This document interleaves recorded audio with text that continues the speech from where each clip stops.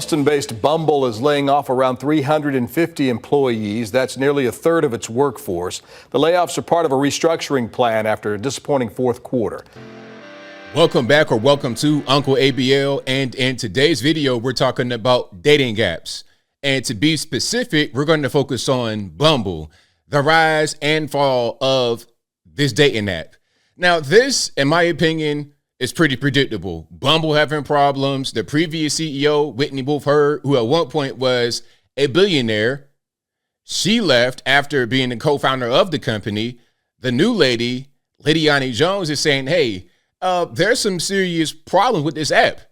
The whole thing about women making the first move, which is the core, the whole catch of the app, is kind of problematic. A lot of women don't want to do it. They see it as burdensome. And then you have the LGBT. If you got two women, who goes first? Do they both go first? If you got two men, who's the woman? Is there going to be a woman who goes first in that situation? And then there's the problem with dating apps in general, not just Bumble, but also Tinder. And it's funny because the previous CEO, Whitney Wolfe Herd, used to be over at Tinder, but then she left them after suing for sexual harassment to go find Bumble, and now she's out of Bumble as well. A lot of these apps are just not really going to make it too much longer, in my opinion, because ultimately they have a good start, they have a good spark. There's a lot of money spent on these apps. We'll get to that in a minute. But eventually they kind of just die off when other things come about and as society changes. We'll get into all that in a minute, but let's go over here to this article. You see the headline, Bumble rethinking women making the first move. Okay. I think this whole thing, making the first move, is going to be a wrap. And really, I think Bumble and a lot of the other apps are going to be done. Really, we're going to go to more of a model of paid entry. That's going to be the way forward. The free stuff is just full of bots and fakeness and people that are not serious. That's not going to be the way forward. The way forward is going to be paid entry, or it's going to be more organic, or we're talking about social media, Instagram, in my opinion, maybe even Facebook. That's probably going to be a better place for online dating than these apps. But let's keep on going here. Since the inception in 2014, that's when it came out. Interesting. Dating app Bumble's shtick was that women users make the first move, meaning only women users can message male matches first, and within 24 hours of matching at that. Over the years, however, the concept has somewhat eroded, and the company, of course, is about to be done as well. It was always slippery for LGBTQ LMNOP users, for example. Women can obviously message other women first, while men messaging other men would have to message first too. Then in 2022, Bumble added more gender options, which raised the question, can non-binary people message first, or only women? It turned out that Bumble allowed non-binary users to message first. So the whole thing, the whole core of it that made it different, that made it unique, is now kind of done.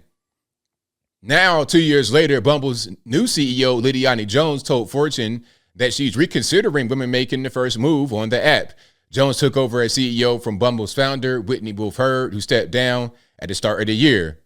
Women messaging matches first has obviously been our signature, Lidiane Jones told Fortune, but it feels like a burden for a subset of our customers today. Now, there's more to this article, but I wanted just to read that little piece right there.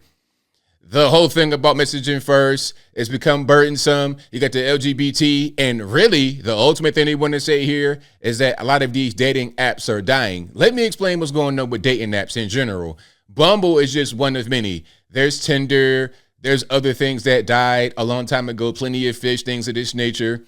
I'm not quite sure about the more serious apps. Match, is that still around? How about eHarmony? How about Christian Mingle? How about, I'm showing my age, back in the day, we had Black Planet, which was like a MySpace type thing. A lot of people will meet on there. What's going on with these apps? The problem is a lot of these apps are overwhelmingly male. You get 80% males and 20% females. I might be exaggerating a little bit, but it's majority male in most of the apps. The free apps, I'm going to get to the paid things a little bit later. So what happens? Well, the women are awash with options. There's too many guys on the app. And I think dating apps is what sparked the whole, you got to be at least 6'2", or bare minimum 6 foot, $100,000 income. Why? Because if a woman has 1,000 matches on Tinder or on Bumble or on Hinge is a good one if you want like kind of older women. But anyway, I digress. When there are so many men on these apps flooding their inbox and she wants to narrow it down, an easy way to do it would be to say, okay, you got to be at least 6 foot. Automatically, boom, you're down to about maybe 20 to 30% of your inbox at best, maybe 10% of your inbox right there that will be eligible to go forward. Then it's like, okay, how do you look? Are you in shape? You muscular? Do you appear to have money? You're going to just use all these things and narrow it down. So then it becomes, he's got to be at least 6'3", 6-pack abs. You got to have 6 inches somewhere else. He's got to have all these things as a way to narrow it down because there's so many options. Back in the day, when you would just meet normally and it wouldn't be all this extra stuff going on, there would be no need for all the qualifications, and because you would just get with the guy next door, the girl next door, your high school sweetheart, your college girlfriend, college boyfriend. But now we're meeting way later, 28, 29, 30, sometimes 40s, and you're not meeting in the same places. It's easy to meet somebody from your hometown, from your neighborhood you live right next door to, literally, or in your high school or in college. But once you're not in those structured communal environments, you're going to be out there in the workforce. You kind of are living transient lives. You're living in Dallas for a while. Then you go to Seattle, Washington. Then you go to Miami, Florida, and you're not really permanent in one place to build a thing. It's hard. So what do? You go to the apps. Most new couples right now meet on the dating apps. If I could find the graph I had for that, I'll link to it. But that's what's happening. And the problem is when you go to the apps, a lot of times only the strong survive, only the best of the best can make it because there's so many guys trying to get to so few women. So my solution would be to have paid entry. I'm not sure if eHarmony is still around. I don't really know about some of these apps, but pay to get on and make it be kind of a high mark. $75, $100, something like that per month. Oh yeah. Make it be like an electronic matchmaking service to where you're serious and you're going to be motivated. The men most certainly should pay. And really, if you really want to go all the way and get a true, a serious thing going on, make women pay as well. Women pay, men pay. Now we're going to eliminate the bots. We're going to eliminate the time wasters. We're going to eliminate the hookup stuff. If you want to hook up stuff, I'm not judging you. That's your business. But if you really want something serious and you don't want to get your time wasted, then it needs to be some kind of financial incentive, some kind of financial investment, I should say. That needs to be what it is because that would cut down on the nonsense. The Bumbles and the Tinders and all these other apps, they're not going to make it unless you just happen to be a male who is 6'3". Like me, I do okay, and I'm 6'3", right? And I got a couple of dollars in my pocket. I'm not rich by any stretch of the imagination, but I got two niggas rubbed together. You understand what I'm saying? So for me, it's been okay. But even with me, even with just regular, even with guys that have all these things, it's still going to be an issue because there's so many women that don't even really care. They go in there just for entertainment. They're not even really trying to date. It's women in there that got boyfriends. They're just using it as a way to get free attention, just something to pass the time. It's like playing the cell phone game. It's like playing Brick Breaker. It's like playing the bubble popper games. It's the same thing as that. They're not really serious. But again, once you put in the financial aspect of it and incentivize people that are serious, then you kind of eliminate a lot of those games. Bumble and whatnot, they're going to be around for people that are just trying to make something happen. They'll be on there for a few months, and without a lot of success, they'll just kind of give up. They might invest some money into some super notice me, but Tinder did, right? The $500 subscription.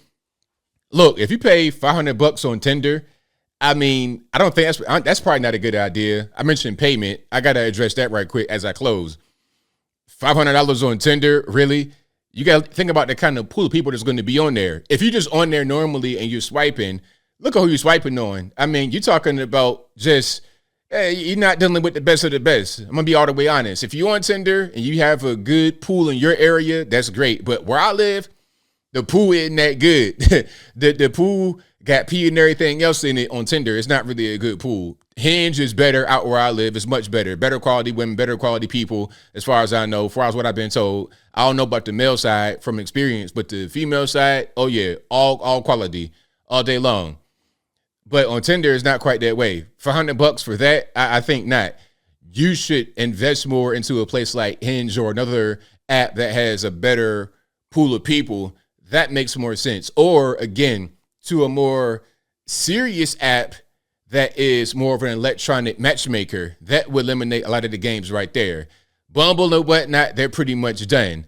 And that's all I got to say for this video. If you like what you heard, please comment, rate, share, and subscribe. Peace.